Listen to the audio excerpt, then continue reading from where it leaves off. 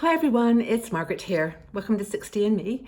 Thanks so much for being here today. As always, I welcome you to my little abode. Hope that you're doing okay. I enjoy these morning chats. I sometimes get into a rhythm with them and I forget that I'm actually talking to thousands of people out there, that you are my family. You know, you are my family away from home. And I really appreciate it. The fact that you get up and you turn on your computer and your phone and you watch me talking to you, and then you write me beautiful words about how they touch you, and I truly appreciate that. I cannot tell you how much it means to me. It's an interesting life I have. I mean, I do these videos and write articles, and I'm always thinking about ways that we can connect, and I feel it's become kind of like a movement beyond all of us. There's over 500,000 women now who join our community online, and we have over 1,400 videos on YouTube, and there's just a dynamic that's really quite exciting. So thank you again, for being here. Anywho, tea. My tea today. You've probably been watching me the last few days, and I'm fixated with this setup. It's a little beautiful long mug. And it's got like a little drain, like a sieve. It's got tea in there, and it's got a lid, and it keeps your tea warm. It's really cool. And today I am drinking a tea. Oh my God, the scent of this tea. I picked this up when I was in Norway, and it's actually from Sweden. It's a beautiful chai tea. And I said to the woman, can you give me a tea that's really like unique and representative of this part of the world, like something that you would drink? And she suggested this tea. It's a black tea. It's got cardamom, and it has ginger, and it has pepper, which I guess you would expect.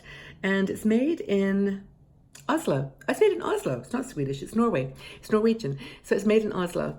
But it's a really nice tea, and it's one of the things I love about travel, actually, is it's not just food, but not just tea, but food in general in other places. I think it's just quite fascinating what people eat and drink.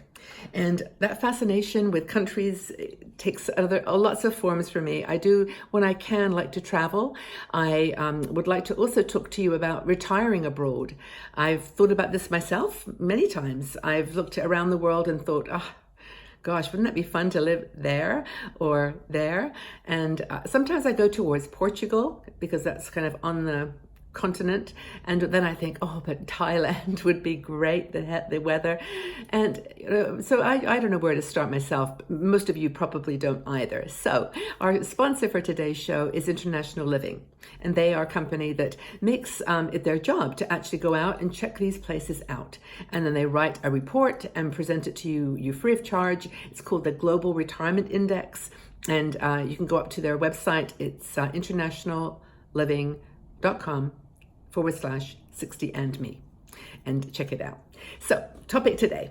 Okay, this is, of course, one of my fun topics is cruising because I love it. But this article was written by Lisa Dunkel, good friend of mine, and also she lives actually in Chicago now. She moved from Yucatan, and we keep in touch. But she went on a adventure cruise, and I so love this article that I wanted to share it with you because she describes her first adventure, as an adventure cruise, summer camp for adults with gourmet food and alcohol.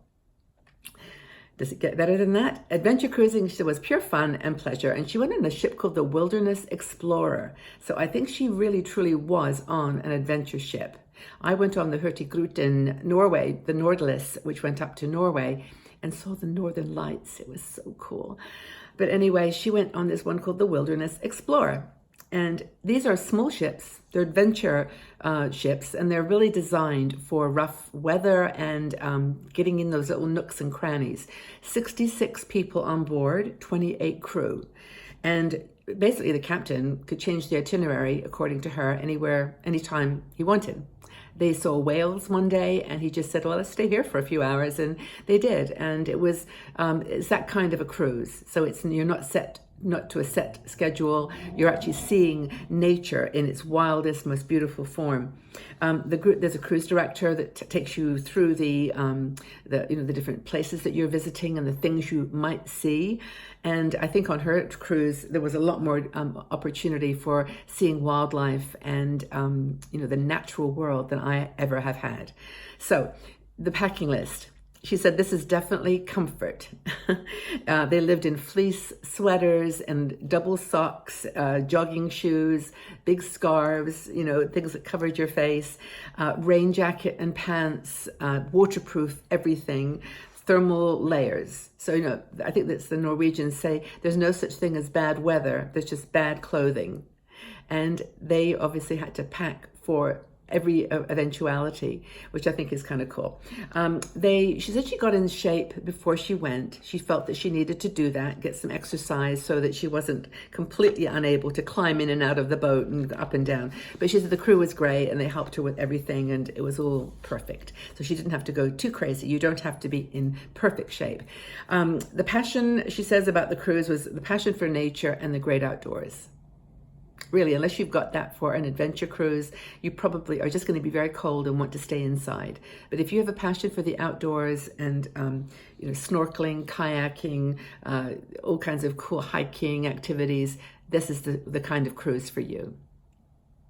I never thought I would want to do this until I took this Hurtigruten cruise. Admittedly, it wasn't like Lisa's, but it did give me a sense that I wouldn't have minded going snowshoeing, and also the dog sledding sounded really fun, but you know, maybe next year. So, super comfortable, but not luxurious. That's what she says. Accommodation was small, very small little room. I imagine it was like mine. It was a little bathroom, sink, bed, and that's it, pillow, duvet. But she said it was really warm. There's, you know, really cozy. There was no pool, no casino, no theater, no entertainment. It was just you and the sky and the stars. Beautiful. So life was the life on the ship was to a schedule, of course. Early breakfast was served at 6 a.m. Regular breakfast was at 7:30, and then lunch at 12:30. So you basically could go like breakfast, late breakfast, lunch, afternoon tea or afternoon break, and then dinner, and then sleep, and in between just get totally immersed in the way. She says this is her. She actually lists her day: delicious breakfast, pre-lunch drink, lunch, relax or excursion, happy hour with appetizers, dinner, nature talk in the lounge, and then bed. But I bet she crashed into that bed super tired, because these kinds of adventures, you are always out there in the wind and looking for things and, you know, climbing out of the ship and on the ship and just having a great time. So I thought that was a great summary of what she experienced at her adventure cruise.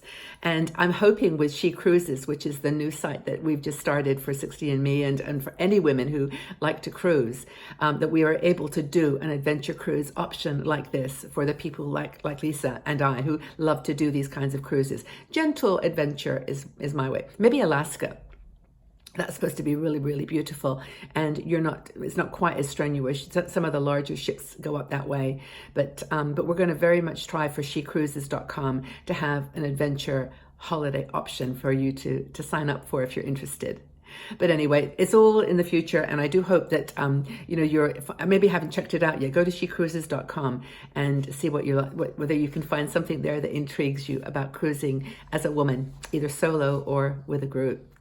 But thanks, Lisa, for sharing this story, and it sounds like you had a great time, and I wish that I could have been there with you, and maybe the next time you go, you'll let me know, and we'll see what we can do.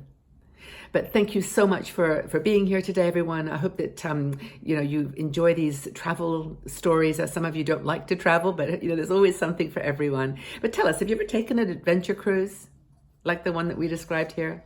Have you ever done an Alaska cruise? Do you have any questions to ask? We're here to help. Here to talk about cruising. Anyway, I do hope you have a great day, everybody. Wherever you travel, just physically or just in your beautiful minds, you've got everything you need there to have a great day right there. So enjoy your day. Have a wonderful time by yourselves or with friends and family. Treasure everything that you have. It's precious. Tell people that you love them. Pick up the phone now. Send a text now. Know that you're loved too. Take good care. Talk again soon. Bye for now.